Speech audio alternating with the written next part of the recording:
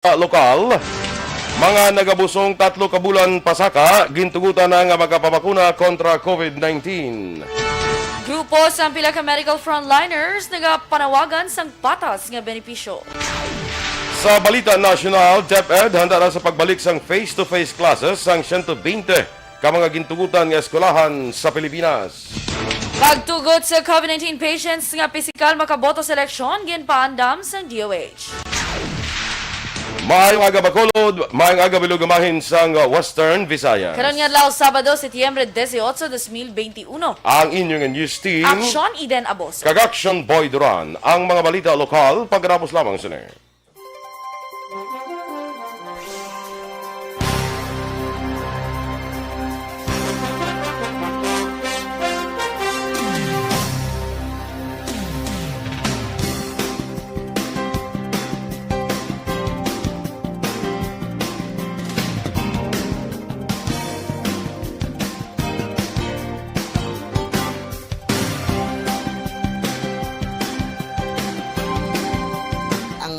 Saturday sa atin sining mga ka-aksyon. Thank God, it's Saturday na naman. Makapahuway-huway naman ang mga normal nga naga-opisina dira. Good morning. Mga normal nga naga-opisina. Good morning, Danay. Kay Lito Daya. May aga ko na sa tanan kay Jeffrey Arcoyo. Good morning, man. Hamalamina. Of course, Sir Erwin Decatoria Gonzalez, good morning. Naga-monitor sila ko ng deda sa Maaw. Mga pita ko no, salamat. Melvin Peñafiel, good morning. Kay Sir Ray Baryoga, good morning man. Kag sa EFC President Dennis Richard Tibor Roma. Ari na siya, good morning. Saturday Classic, no? Good morning, have a great day to all of us. Saturday Classic kag Sunday Hits mga mamunasyon ba mga ginapang DJ sabi. DJ Dance. Abo Dance. DJ Nis. DJ Nis kalain. Pero ate, amo nang gina-look forward actually Action Boys ang tanan man ang weekend where you get to spend quality time with your family. Very English. Good morning, Ma'am Vanessa Mayo and Doc Mayo, of course. Kay Ma'am Jinka de Lagdon dira sa Arizona. Kay hambal ni Dennis Richard Tibor Broma, good morning kuno sa mga taga Pandanyans. Pandanon mo. Pandanyans. Amo na. Taga DSB, taga Pandanon. Pandonyans, guro. Pandonyans. Kaya Pandanyans. Kaya Pandanon. Pandanonyans. Pandanonyans, gani na. Ano to tawag sila, no? Pandanonyans, no? Pandanonyans. Tawagan si Mayor, be? Tawagan tabi so. Kasi si Kapitan, guro sige. Si Mayor na diretso. Sige. Kay Ruchel Susana Fulgencio, ginagreet ni Ray Baryoga. Kamusta sanot sa mabunag man? Sang iya sininga supling. Supling. Thank you so much for watching. Please, i-share nyo, i-like and share ang ating sininga Facebook page para damo kita masabugan sang good vibes subong. Ang balita, tama, hibaluan sang tanan. Kay Kenny Despi, good morning. Sakay Marcy Rombinos Junio, may agaman Teresa Linaha Kayaw, kagay Ma'am Luing Melos. Good morning dira sa imo, kagay Big, kagay Guard Gaudite, no? Kagay Sir Melchor. Salamat. Melos. Sakay Beboy Villasor, kag sa mga katapos ang EFC. Good morning from Miss Jinky Alagdon. Sakay, din ka na to, may Lily Oligo, no? Dennis Nuestro, may agaman.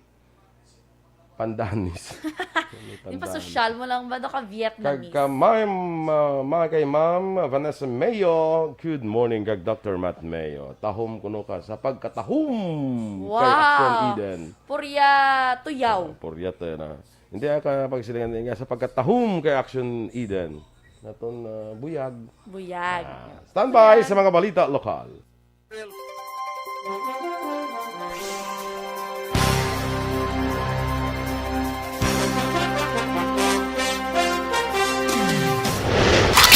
Balitang Bayan, Numero 1.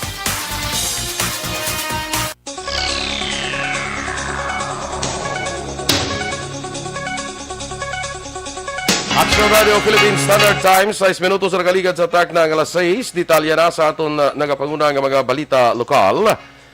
Gintugutan na nga magkapabakuna batok sa COVID-19 ang mga nagabusong 3 kabulan pasaka. Sa Facebook post ang Bacolod City PIO nga magasugod ang vaccination sa Setyembre 22 kag 30, halin las 10 tubtublaon na sang hapon sa Ayala Malls, Capital Central. Ang pagbakuna sa mga nagbusong may koordinasyon sa Philippine Obstetrics and Gynecology Society, Negros Occidental Chapter. Nabato naman kahapon nga adlaw sa pinakatigulang nga nabukurahan sa siyudad Santa Lisa ang iya second dose ng vaccine kontra COVID-19. Sinag Attorney Jose Jonathan Yaldama, si Lola Cristina A. Lopez, 101 anyos ang barangay Zone 15 sa mga siyudad ang nagbaton sa second dose ng Moderna vaccine kahapon nga adlaw. Sinag Yaldama, isa si Lopez sa mga senior citizens nga ginbakunahan kag wala may ginbatsyag. Dugang pa sa masobra 7,000 ka mga senior citizens sa ila siyudad, masobra 5,000 na ang nagpabakuna. Indikasyon nga dako 4% na sa ila pumuluyo ang nagabati kag nagasalig sa bakuna. Panugyan ni Aldama sa mga talisaynon nga magpabakuna agud madugangan ang proteksyon kontra COVID-19. Samtang nagapanawagan naman ang Medical Frontliners Alliance Negros nga ginalakipan sa nagalain-lain nga mga health workers kag staff sa mga ospital sa Negros nga tagan sang patas nga special risk allowance ang mga medical kag non-medical frontliners nga nagatrabaho sa ospital. Suno kay Noel Alisen nga Union President sa Riverside Medical Center, hindi lang man ang mga healthcare workers nga may direkta nga contact sa mga COVID-19 patients ang nagarisgo sa ilang mga kabuhi, kundi pati man ang mga personnel sa ospital nga adlaw-adlaw man nagatubang sa nagalaylain nga tao kag wala may baluan kung positibo o kung hindi. Palayag naman ni Hanilin Kasumpag nga head nurse ang doctor sa hospital kaya makaduha na ini nagpositibo sa COVID-19 apang wala gid sa bulig pinansyal nga nabaton. Dugang pa, hindi man nila mabasol ang management sa mga ospital kaya tundiin sila nagatrabaho, bangon nagatuman lang ang ini sa mando sa Department of Health. Suno kay Kasumpag, madamo na sa iyang kopdanan ang nag-resign, bangon hindi ko kung magpositibo, ayawan sila sang gasto kag mabutang man sa risgo ang ila sini nga pamilya.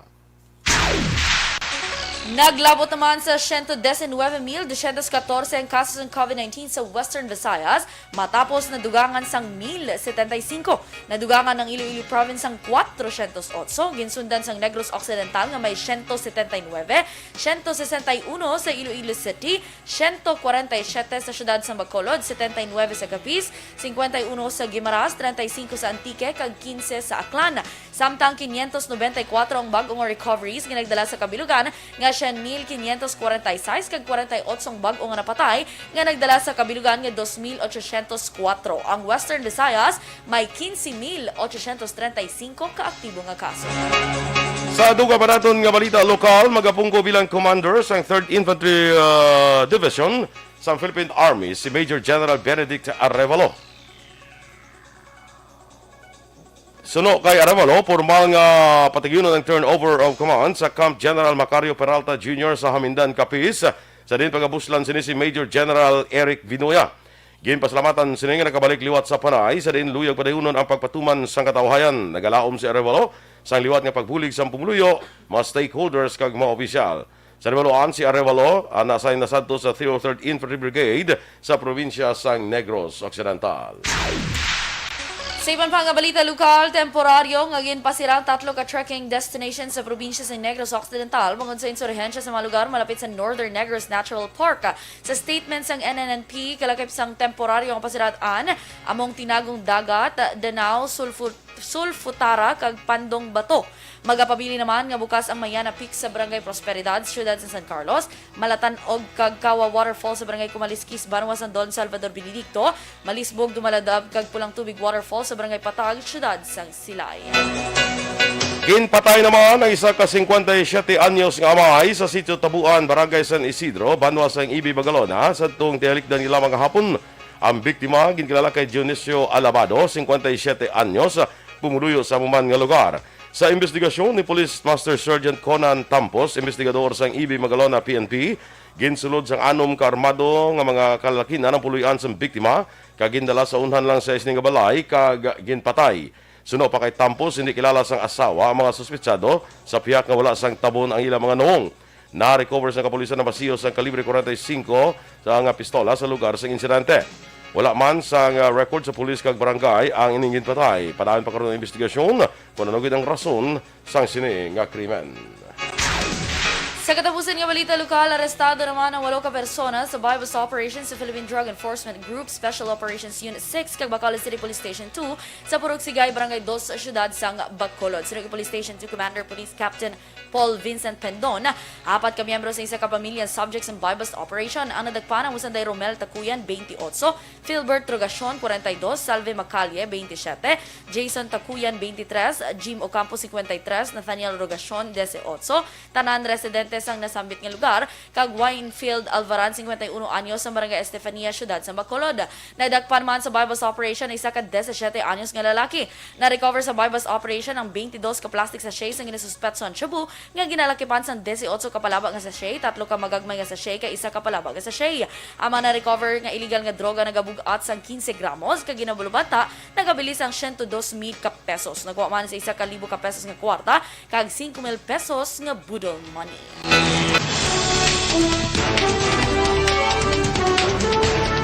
DepEd handa na sa pagbalik sang face-to-face classes sa 120 ka mga eskwelahan.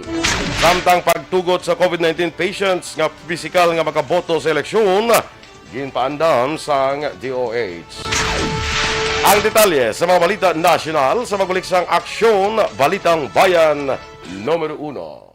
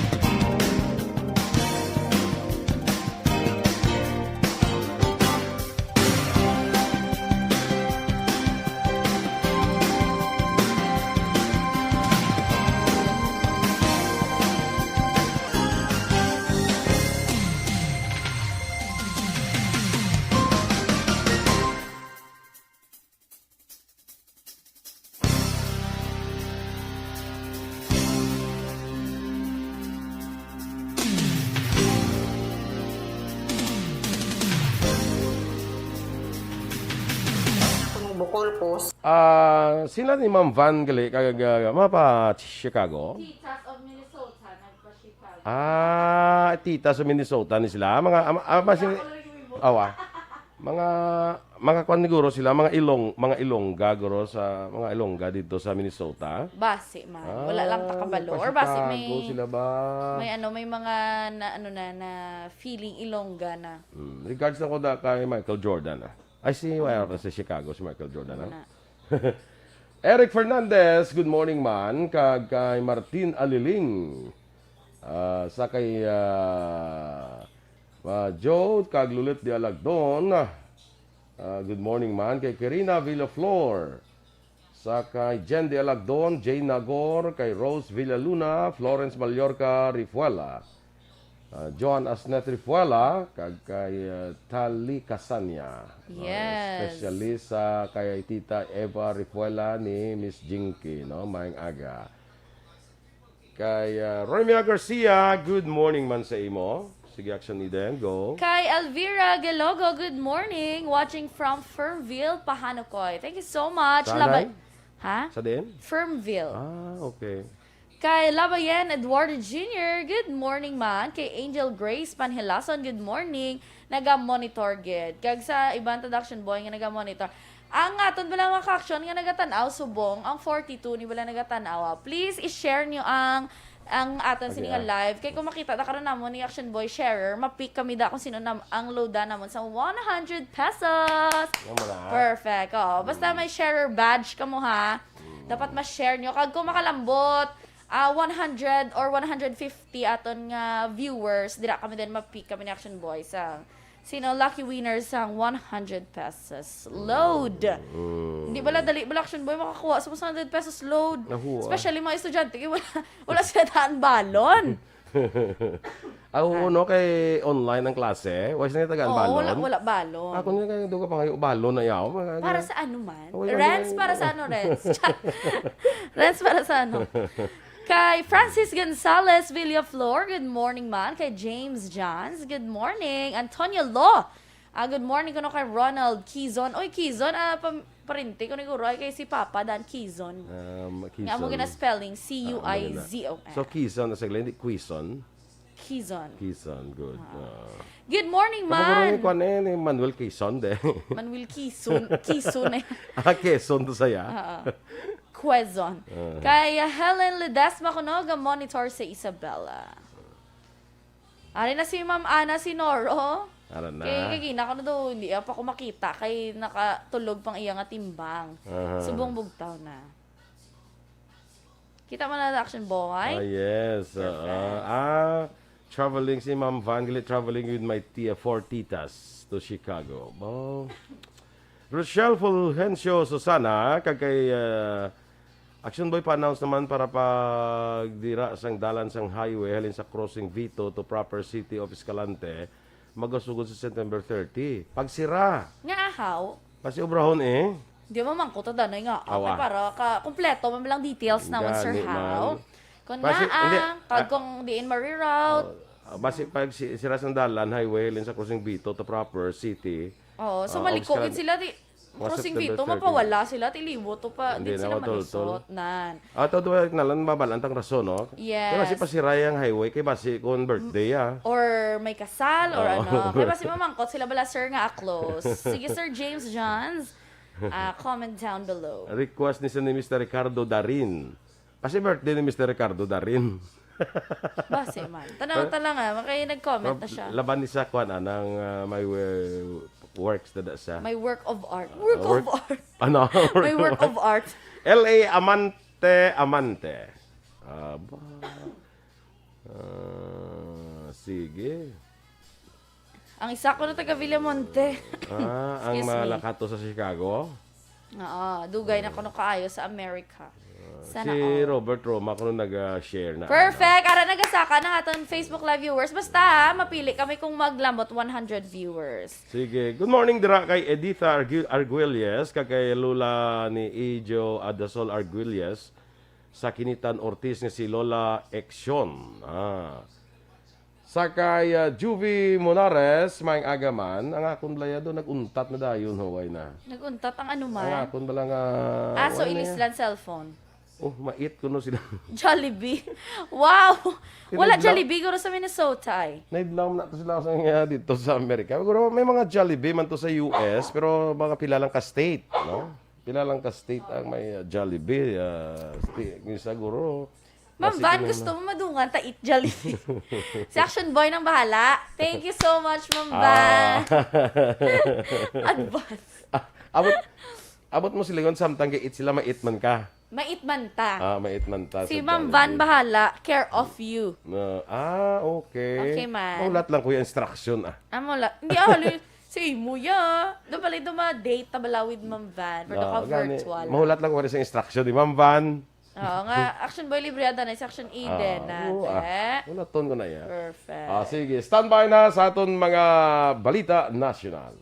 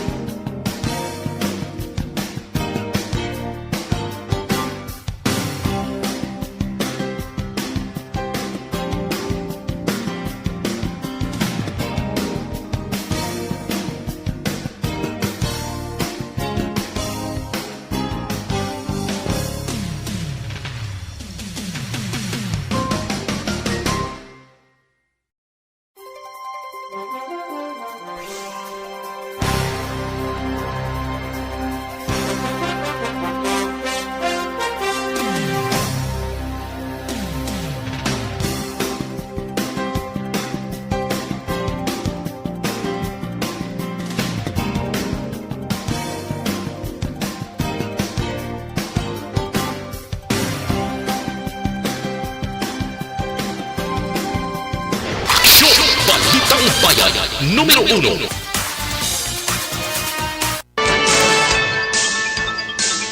Action Radio Philippines Standard Time, lasay sa 23, detalya na sa aton mga balita nasyonal. Ginpahayag ni Education Secretary Leonor Briones nga handa na ang Department of Education sa pagbalik sa face-to-face classes sa 120 ka mga gintugutan ni eskwelahan sa Pilipinas. Suno kay Briones, malawig nga panahon ang ginhimo nga pagtuon para sa implementasyon sang pilot face-to-face classes sa panahon sang COVID-19 pandemic kag sa karon handa ng DepEd para diri. Una nga naka-identify sang 1,900 ka eskwelahan ng DepEd, apang ginpanubo ang kadamuon kag karon may 100 ka public schools kag 20 ka pribado ka eskwelahan ang gintugutan. Ang DepEd nagahulat na lamang sang go signal ni Presidente Rodrigo Duterte. Nagpaandam naman ang Department of Health batok sa pagtugot sa COVID-19 patient nga pisikal nga magboto sa 2022 nga eleksyon. Sa online briefing, ginapilar ni Health Undersecretary Maria Rosario Vergere sa Commission on Elections nga magpangita sa iban nga paagi pareho sa digital voting para sa COVID-19 patient. Nagligad nga semana sa ginanunsyo ni Comelec Chairperson Sheriff Abbas nga nagapamtang sang isolation area nga mahimo butangan sang balota sa mga magabotos nga COVID-19 patient. Gin-insister naman sang Department of Health nga ginadumili ang pag-require sa mga empleyado nga magpabakuna batok sa COVID-19. Ini ang sabat ni Health Undersecretary Maria Rosario Vergere sang magpamangkot kunano ang reaksyon sang DOH sa mando sa siyudad sa Davao nga kinahanglan bakunado ang tanan nilang empleyado sa gobyerno batok sa COVID-19. Suno kay Vergere, nasaad sa layi nga hindi mandatory ang pagpabakuna. Duang man ni Vergere, hindi obligado ang isa ka empleyado ang kinahanglan magpabakuna agud makasulod sa trabaho. Samtang liwat din pagabay ni Vergere ang publiko nga magpabakuna batok sa COVID-19 bilang proteksyon sa kaugalingon.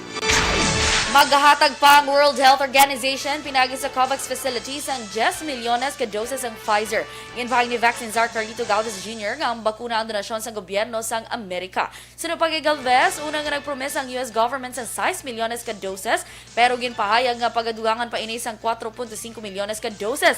Ginpahag ni Galvez nga lunsay nagapadulong sa Defense Secretary Delfin Lorenzana kag Foreign Affairs Secretary Teodoro Locsin Jr. sa Amerika agod magpasalamat sa US government. Target naman sa gobyerno nga palawigon ang soft launch sang digital COVID-19 vaccination certificate sa 4 pa ka rehiyon. Sa karon, limitado lamang ang VaxCert PH sa mga residente sa Metro Manila kag Baguio City nga mga outbound migrant workers kag travelers. Suno ko Interior Undersecretary Jonathan Malaya, Ang target nga marhiyon amo ang Region 3, 4, Metro Cebu kag Metro Davao. Sa karon ginatrabaho sa ahensya ang sistema para mangin fully operational na ang digital COVID-19 vaccination certificate. Ginanunsyo naman sa Malacanang nga gin-update sa Interagency Task Force ang COVID-19 risk classification sa mga nasyon sa diin. Ginpaidalan sa red list talin Setyembre 19 tutub 30 ang Grenada, Papua New Guinea, Serbia kag Slovenia. Ang mga nasyon nga napaidalon sa red list ng mga nakabing COVID-19 high-risk areas o kung may masobra 500 COVID-19 cases sa kada 100,000 kapopulasyon sa nakaligan nga 28 kadlaw ka mga travelers gikan sa nasamit nga mga pungsod ang ginadumilian nga makasulod sa Pilipinas magluwas kung kalakip sa repatriation kon special commercial flights.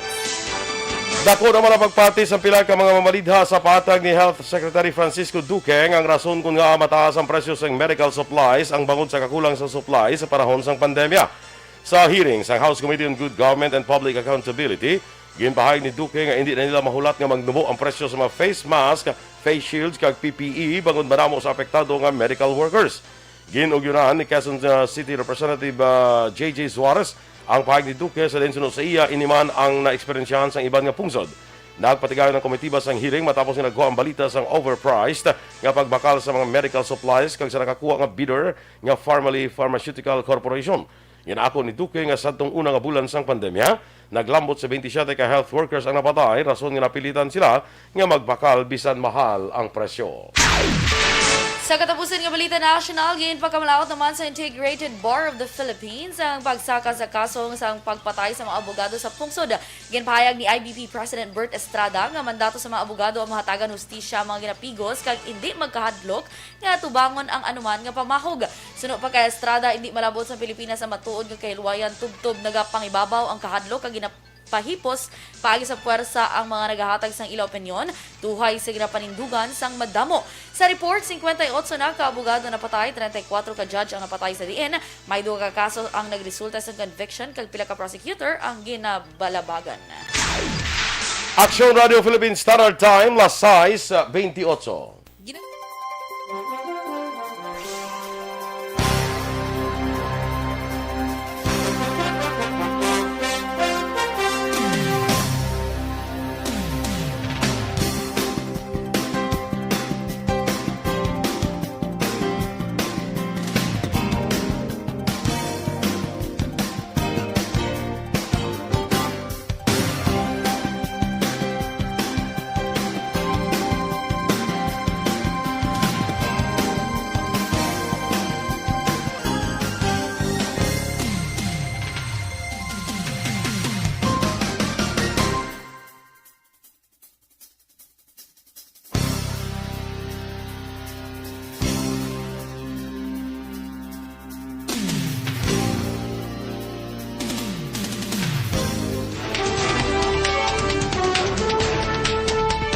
Good morning dira kay Wilson Aris sa Vienna City, Austria, dira sa Europe.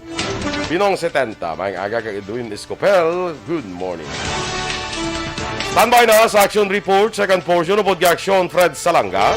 Balikay kita sa Action Balita Morning Edition. Upod gapon sa inyong news team. Aksyon Eden Aboso. Kag Aksyon Boy Duran. Una sa balita, una sa aksyon. Sa Bacolod Aksyon Radio. Aksyon Radio.